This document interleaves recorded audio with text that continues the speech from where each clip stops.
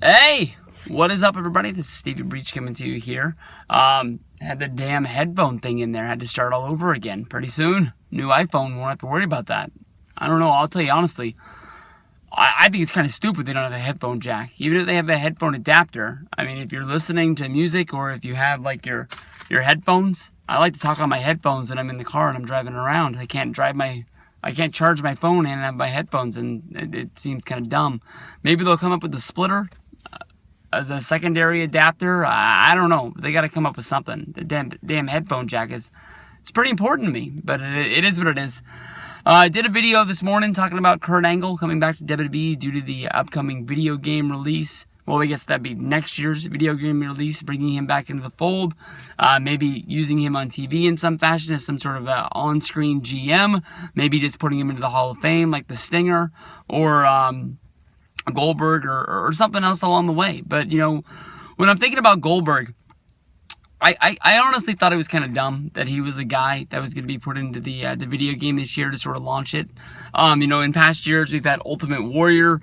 We've had, you know, Brock Lesnar do a commercial for the video game when he was still a part of UFC.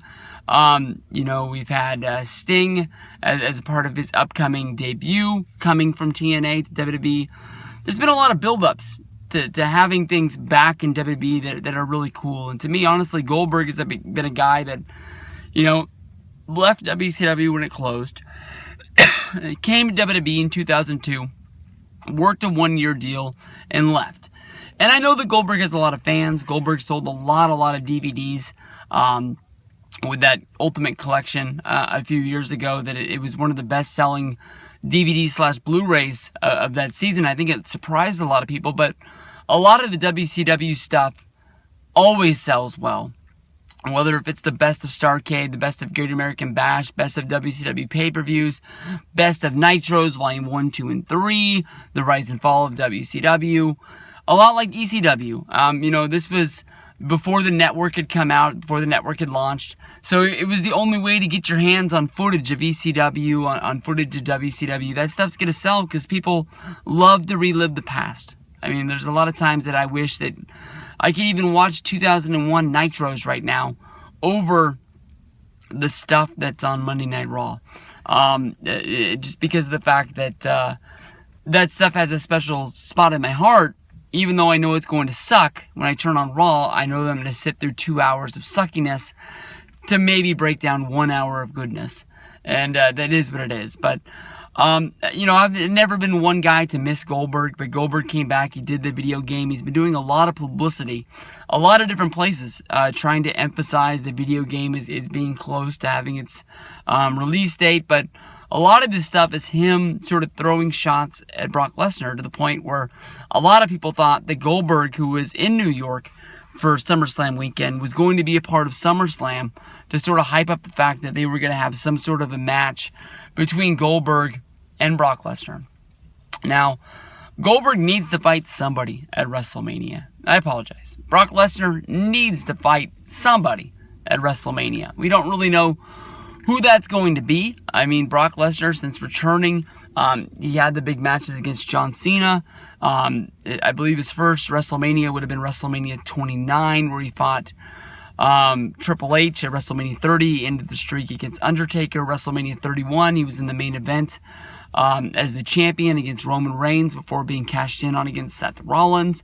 WrestleMania 32, they sort of hit a flat tire, in my opinion, with the match of him going up against Dean Ambrose. And even when you watch the Stone Cold Steve Austin interview with Dean Ambrose shied around the fact that basically Brock showed up, didn't want to do a lot. They did what Brock wanted to do. Brock got the win, and they left. Stone Cold Steve Austin was trying to tell Dean Ambrose that he really didn't get his shit in, and Dean was basically saying, you know, how are you going to get your stuff in when he doesn't want to sell it? He doesn't want to do it. So you just do what you do. You cash your check. You move on down the road. You know, the one thing leads to another. You know, he's going to be on Raw and SmackDown the next night, and Brock wasn't going to be there, and he was going in a different direction. I still think that if Dean would have been able to beat Brock at WrestleMania, it would have been huge. To me, honestly, Dean Ambrose isn't really a captivating champion on SmackDown. I still haven't watched SmackDown since the draft brand split, so my prediction video gonna be pretty fun. It's gonna be almost like a TNA video from back in the day. But I don't know.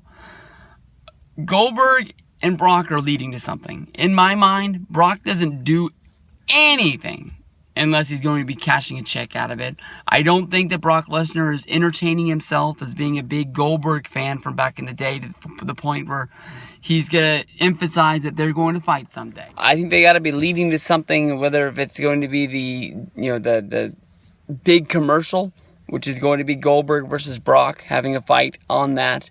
If you go back to that first Goldberg commercial, and they were taking him into town to sort of save the world, like they dug him out of the vault. It was Goldberg was driving into, it said Suplex City as like a street sign reflecting in the window.